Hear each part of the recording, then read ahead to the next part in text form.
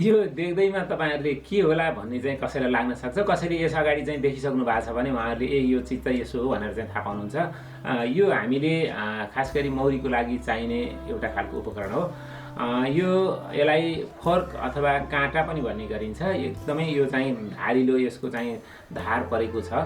यसको यो stainless steel भएको हुनाले खिया लाग्दैन। यसमा पनि दुईटा क्वालिटी हुन्छ। एउटा लोकल क्वालिटी अलि चाँडै खिया लाग्ने अथवा त्यो चाहिँ चाँडिने, त्यो चाहिँ भाँचिने अथवा यसो यो लप्किने यसमा चाहिँ खालको हुन्छ भने यो अलि स्टेनलेस स्टिल अलि बलियो टाइपको भएको हुनाले यो एउटा काँटा हो अथवा यो चाहिँ फर्क भनिन्छ। यो मौरीको लागि प्रयोग हुने उपकरण हो। आउनु दर्शकवृन्द, हामीले यो खास गरी यसको कहाँ प्रयोग हुन्छ र यसको आवश्यकता किन पर्छ भन्ने विषयमा यहाँहरूलाई जानकारी गराउनेछौँ। हामीलाई तपाईहरुले पहिलोचोटि हेर्नु भएको छ भने पक्कै पनि सब्स्क्राइब गर्नुहोला। कहाँबाट हेर्नु भएको छ त्यो पनि जानकारी गराउनु होला। हाम्रो भिडियोलाई धेरै साथीहरुमा चाहिँ शेयर गरिदिनु होला, लाइक गरिदिनु होला र तपाईहरुलाई यो हेरिसकेपछि अन्तिमसम्म हेरेर मनमा लागेको कुराहरू कमेन्ट बक्समा चाहिँ पक्कै पनि लेख्नु होला। हामीले चाहे सेरेना मौरी होस् चाहे मेलिफेरा मौरी होस्, त्यो मौरीको हाम्रो जब आधार चाका हामीले दिन्छौँ र त्यो आधार चाका दिएपछि त्यसबाट मौरीले कोष उठाउँछ र त्यो कोष चाहिँ मह भएको कोष चाहिँ टाल्छ। जब मह भएको सिल गरेको मह भएको चाहिँ चाका हामीले निकालेर त्यसलाई चाहिँ त्यसको प्वाल मात्रै खोलिदिएर त्यसपछि मदानीमा लग्यौँ भने त्यसबाट मह मात्र निस्किन्छ, अरू चाहिँ कोषहरू बिग्रिँदैन। तर हामीले कहिलेकाहीँ चाहिँ मान्छेले यो गाउँघरमा भएका हँसिया, धारिलो यो छुरी अथवा चाहिँ कुनै स्याही अथवा अरू कुनै चाहिँ चक्कु जस्ता चिजहरूले चाहिँ काट्दाखेरि त्यसमा धार पनि हुँदैन र त्यसले के गर्छ भने त्यो भएको चाका पनि भत्काइदिन्छ। चाकामा भएको कोष भत्काइदिन्छ र मह नै लटपटिएर चाहिँ झर्ने हुन्छ। त्यो हुँदै जाँदाखेरि कहिलेकाहीँ बच्चासम्म पनि काटिएको हुन्छ र बच्चाले पनि त्यो महसँगै बच्चा झर्छ र त्यो बच्चा महमा भयो भने त्यो मौरीको बच्चा मर्छ। मरिसकेपछि त्यो डेड बडी सेल चाहिँ अब त्यसका मरेका मृत सेलहरू चाहिँ महमा पर्न जान्छ, मह चाहिँ प्रदूषित हुन्छ।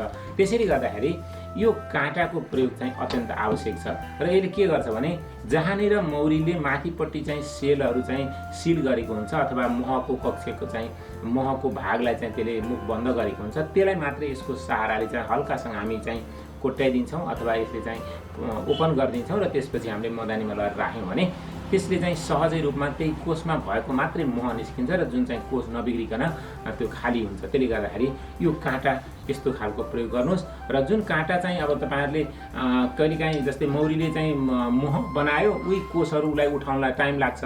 हामीले चाहिँ त्यही कोष त्यही फ्रेम फेरि लगेर चाहिँ मदानीमा प्रयोग गर्नुपर्ने हुन्छ भने त्यो बेलामा चाहिँ यो काँटाको प्रयोग गर्नु र अनि हामीले अरू चक्कुको प्रयोग गर्दा, अरू साधनको प्रयोग गर्दाखेरि त्यसलाई काम गर्ने चाहिँ वर्किङ टाइम चाहिँ उसलाई बच्यो र त्यसले गर्दा मह चाहिँ बढी उत्पादन हुन्छ र यसबाट निस्किएको चाहिँ मह मैले अघि भने जस्तै त्यस्तो चाहिँ बच्चाहरू काटिँदैन अथवा मैन के अरे कुटहरू पनि त्यहाँ निस्किन सक्दैन र शुद्ध मह मात्र निकाल्न सजिलो हुने हुनाले यस्तो काँटाको प्रयोग गरेर तपाईहरुले आफ्नो उत्पादनलाई प्रभावकारी बनाउन सक्नुहुन्छ, गुणस्तरीय बनाउन सक्नुहुन्छ र उत्पादकत्व वृद्धि गर्न सक्नुहुन्छ र मौरीलाई सहज रूपमा काम गर्नको लागि वातावरण तयार गर्न सक्नुहुन्छ। यसरी हामीले चाहिँ आफ्ना तपाईहरुको चाहिँ आधुनिकतासँगै मौरी पालन व्यवसायसँगै खास गरी यो सेरेनाको लागि, मेलिफेराको लागि पनि हुन्छ, उनलाई नयाँ चाकाहरूको लागि त यो नभई हुँदैन अथवा एकदम पुराना चाकाहरू चाहिँ एकदम त्यहाँ काट्नै गाह्रो पर्ने भएको छ भने यो चाहिन्छ।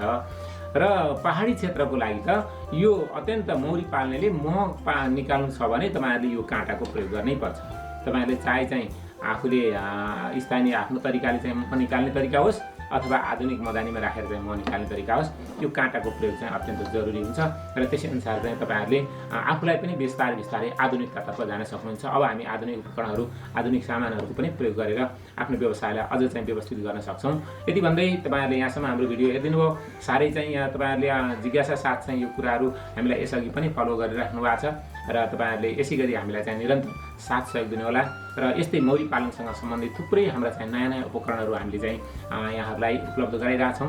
एउटा देशकै नमुना स्रोत केन्द्रको रूपमा एउटा मौरी पालनका उपकरणहरू पाउने सबै खालका खास गरी तपाईहरुले मौरी पालनसँग सम्बन्धित कुनै पनि टोपी, पन्जा यस्ता चाहिँ देखि लिएर मह मदानी लगायतका सम्पूर्ण सामग्रीहरू हामीले उपलब्ध गराइरहेछौँ। त्यसै सन्दर्भमा तपाईहरुले चाहिँ यो नेपालकै उत्कृष्ट स्रोत केन्द्रको रूपमा हामीले चाहिँ खास गरी अब सिधै सप्लायरको रूपमा चाहिँ सिधै हाम्रो चाइना र इन्डियाबाट चाहिँ हामीले सामानहरू लिएर तपाईहरुलाई दिने हुनाले एकदमै यसमा चाहिँ सर्वसुलभ रूपमा चाहिँ हामीले देशभरि डेलिभरीको सेवा पनि उपलब्ध गराएका छौँ। तपाईहरु कुन ठाउँमा हुनुहुन्छ तपाईँहरूले त्यो अर्डर गर्नुहोस्। तपाईँलाई चाहिँ हामीले सिधै डेलिभरी चाहिँ तपाईँको होम सर्भिस चाहिँ हामी दिन्छौँ।